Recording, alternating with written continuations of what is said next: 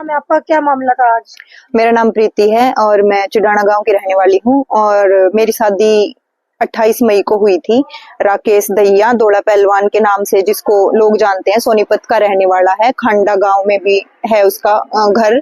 और शादी से 1 महीना पहले, जैसे 28 मई को शादी हुई थी, उससे 1 महीना पहले वो इंसान मुझे मिला था। बाकी वो उसका कहना है ये कि वो मुझे अप्रोच कर रहा था 2-2.5 साल से। तो उसने मुझे अप्रोच किया शादी के लिए, डायरेक्ट की शादी करनी है, घर वालों से मिलना है, कैसे भी करके बहला फुसला के उसने मेरा माइंड वॉश किया बिल्कुल कि मैं तेरा साथ दूंगा। मैं एक आर्टिस्ट हूँ, रागनी कलाकार हूँ, मैं स्टेज परफॉर्म करती हूँ, तो उसको पता था सब कुछ। मेरी फैमिली कंडीशन भी पता थी, मेरे बारे में भी पता था। मेरे पापा नहीं है, दादा नहीं है, चाचा नहीं है, कोई नहीं है, मैं और मम्मी हूँ, सब कुछ उसको पता था। तो मैंने उसको बोला कि मेरी जिम्मेवारी है, मेरी मम्मी, मैं इन सबको नहीं छोड़ दूंगी, ना मैं अपना काम छोड़ दूंगी। फिर भी मैंने शादी के बाद प्रोग्राम बंद कर दिए थे कि कोई बात नहीं, अच्छे घर में शादी हो गई है, सब कुछ ठीक है। लेकिन शादी के तीसरे दिन ही मेरे साथ मार पिटाई शुरू हो गई थी। 31 मई को पहली बार फार्म हाउस पे उसकी बहन भी वहां पे मौजूद थी, उसने मेरे साथ मार पिटाई की थी कि तूने इतना कमाया, तेरा कमाया हुआ पैसा कहाँ गया, तूने मेरे पापा के लिए अंगूठी नहीं बनवाई, मेरी माँ के लिए चैन नहीं बनवाई, ये चीजें करके। और उसकी पहले भी शादी हो चुकी थी, वो चीजें उसने मुझसे छुपाई। वो पहले डाइवोर्स ले रखा था किसी लड़की से, उसने जिससे भी शादी हुई थी उसके साथ भी उसका यही मैटर था, बाद में मुझे पता चला। और अपने बच्चे वगैरह भी हैं? नहीं, मेरे साथ कोई वो नहीं है। मेरा मिसकैरेज हुआ नहीं, उनका भी मुझे नहीं पता, लेकिन मेरा मिसकैरेज हुआ था, मैं प्रेग्नेंट हो गई थी। उस दौरान भी उसने मेरे साथ मार पिटाई की है, मतलब हर तीसरे चौथे दिन वीक में ड्रिंक करके, गंदी गाली गलौज करके। अगर बाहर कोई उसको कुछ बोल रहा है तो मतलब मर्दों के साथ वो नहीं बोल सकता ऊंची आवाज में, लेकिन घर पे आके अपनी वाइफ के साथ मार पिटाई करना, गंदा बोलना, ये चीजें उसने मेरे साथ कंटिन्यू की हैं। बहुत गंदगी पे उतरा है, मेंटली और फिजिकली जो होता है ना, बिल्कुल टॉर्चर किया है उसने। इतना गंदा इंसान है। फिर मैंने फैसला किया कि भाई अब मैं ये सब सहन नहीं करूंगी। उस बीच में 6 महीने मेरी शादी को हुए थे, उसमें मैंने 3 बार 112 बुलाई है घर पे। वो मेरे को मेरे घर छोड़ के आई है। फिर भी मैंने सोचा कोई नहीं, मैंने की है, मजाक बनेगा, मैं बसा लूं। लेकिन वो इंसान इतनी गंदगी पे उतर जाता है कि मेंटली बिल्कुल हरासमेंट जो होती है ना, वो करता है वो इंसान को कि अब क्या करें। फिर मैंने फैसला लिया कि अब मैं नहीं, इस रिश्ते को आगे नहीं चलाऊंगी, मैं दूर हो रही हूँ। तो मैं अपने घर आ गई थी 17 दिसंबर को। उसने ये बोला था 17 दिसंबर को, उसके पापा की ये थी कि हम तेरे ऊपर हनी ट्रैप का केस करेंगे, और उसका ये था कि ये मेरे पैसे खा गई है ना, उनका ये बोलना था। फिर मैंने घर आके उनको खुद कॉल किया, उन्होंने मेरा कॉल पिक नहीं किया कि मतलब ये था कि करी क्या सकती है, आगे पीछे कोई नहीं है, क्या कर लेगी। उसका ये बोलना था कि दुखी करूंगा, ये करूंगा, घूमती रहना। तो फिर मैंने कार्रवाई की आगे। तो काउंसलिंग अब हमारी चल रही है, डाइवोर्स की। मैं जाना नहीं चाहती बिल्कुल भी।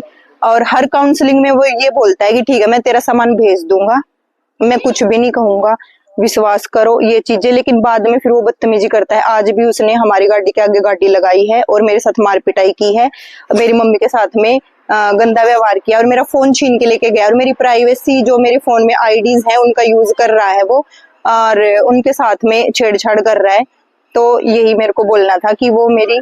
आज आप थाने में पहुंचे तो क्या मामला यहाँ पे दर्ज किया गया है अभी, और क्या कार्रवाई का आश्वासन आपको दिया गया है? जैसे मैं आज सोनीपत महिला थाना से काउंसलिंग करके अपनी आ रही थी, तो रास्ते में उसने गाड़ी अड़ाई, एक आगे एक पीछे। उसके साथ 4 लड़के थे जिन्होंने फेस कवर कर रखा था, एक वो था। तो उसने जो भी हरकतें की हैं, उसने पिस्टल लगा के वो मेरा फोन छीन के ले गया। तो वो चीजें मैंने यहाँ पे बताई हैं। अब यहाँ पे कार्रवाई क्या होती है वो देखते हैं, क्योंकि कल ये कह रहे हैं कि कल हम उनको बुलाएंगे और फिर आगे का प्रोसेस होगा।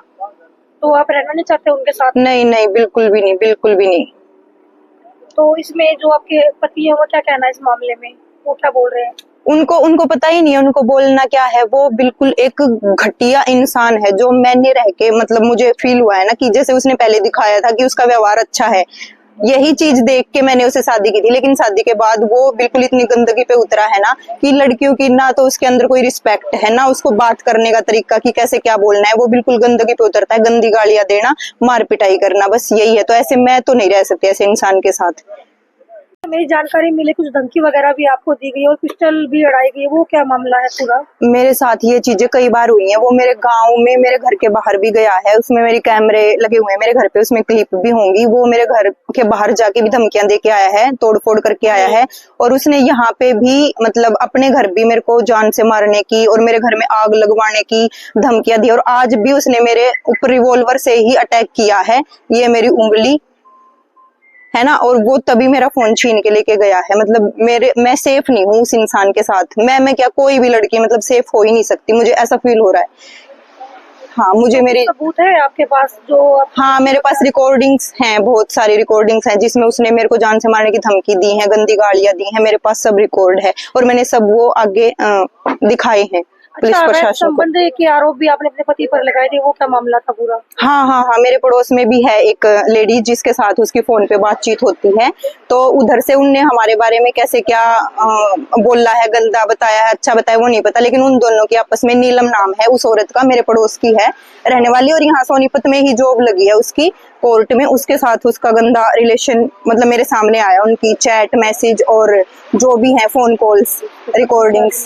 तो अभी पुलिस प्रशासन से क्या गुहार आपने लगाई है और क्या? बस मुझे उससे जान का खतरा है, मेरी जान माल की रक्षा की जाए और मेरे को उससे बस अलग होना है, उसके साथ नहीं रहना मेरे को, मेरा बस वही चीज चाहिए। डोला पहलवान की बात करें, काफी अच्छे पहलवान जो है रहे हैं और उनकी अकेडमी भी जो है बताई जा रही थी, और अभी जो है राजनीति में भी वो आना चाहते थे। तो हमें तो लगा था कि आप एक शायद इलेक्शन में होगा, क्योंकि महिला सीट जो वार्ड नंबर 21 से आई थी। तो क्या कहना चाहेंगे आप? नहीं, वो बिल्कुल एक फेक इंसान है, वो सिर्फ एक दिखावा करता है। जो अंदर, जिस इंसान के अंदर गंदगी है ना, वो सिर्फ दिखावा कर सकता है, वो समाज को सुधार नहीं सकता, वो समाज को गंदा कर सकता है। सिर्फ जो इंसान अपनी वाइफ के साथ ही नहीं अच्छे से रह सकता, तो वो क्या मतलब औरतों की इज्जत करेगा? वो क्या समाज के लिए क्या करेगा? वो समाज सेवी जो है डोले पहलवान नहीं, वो कोई समाज सेवी नहीं है, वो कलंक है एक समाज के ऊपर। वो बिल्कुल जो टुच्चा इंसान होता है ना, बिल्कुल गंदा इंसान, गंदगी पे उतरने वाला, वो है।